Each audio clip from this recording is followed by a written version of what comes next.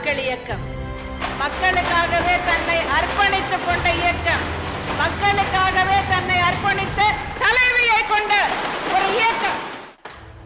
மக்களால் நான், மக்களுக்காகவே நான் என்பதை அடிக்கடி சொல்லி வருகிறேன். அதை போலவே மக்களால் எனது தலைமையிலான அரசு, மக்களுக்காகவே எனது தலைமையிலான அரசு என்பதையும் சொல்லிக் கொள்ள விரும்புகிறேன்.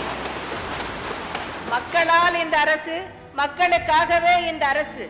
சிலர் கேட்கலாம், குறிப்பில்லாமல் பேச முடியாதா என்று.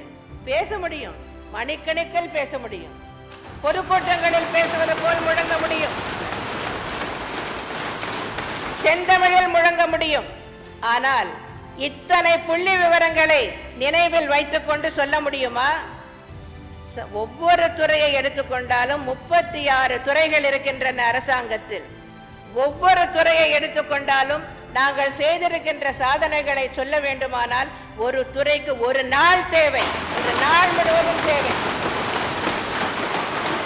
அப்படியானால் இந்த 5 ஆண்டு காலத்தில் நாங்கள் செய்துள்ள சாதனைகள் முழுவதையும் சொல்லி முடிக்க வேண்டும் என்றால் 36 நாட்கள் நான் பதிலுரை இங்கே வழங்க வேண்டும். 36 நாட்கள் இந்த அவை கூட வேண்டும். 36 நாட்களும் சொல்லக்கூடிய அளவிற்கு அத்தனை சாதனைகளை புரிந்துள்ளோம். அவற்றையெல்லாம் சுருக்கி கிட்டத்தட்ட 1.5 மணி நேரத்தில் சொல்லக்கூடிய அளவிற்கு கொண்டு வருவது என்பது பகீரத பிரயத்தனம்.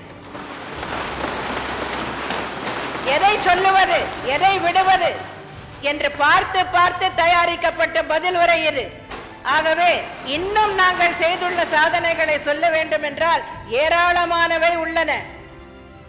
ஆனால் நான் குறிப்பிட விரும்புவது என்னவென்றால், எங்களுடைய செயல்பாடு, எங்களுடைய திட்டங்கள் எல்லாமே மக்களுக்காகத்தான்.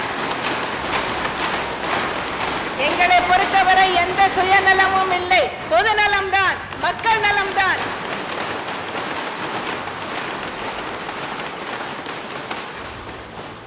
அனைத்து இந்திய அண்ணா திராவிட முன்னேற்ற கழகம்தான் உண்மையான மக்கள் இயக்கம், மக்களுக்காகவே தன்னை அர்ப்பணித்துக் கொண்ட இயக்கம், மக்களுக்காகவே தன்னை அர்ப்பணித்த தலைமையை கொண்ட ஒரு இயக்கம்.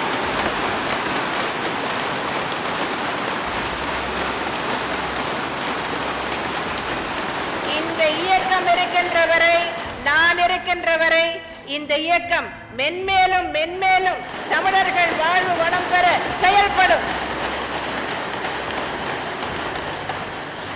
எனக்கு பின்னாலும் இன்னும் எத்தனை நூற்றாண்டுகள் வந்தாலும் அனைத்து இந்திய அண்ணா திராவிட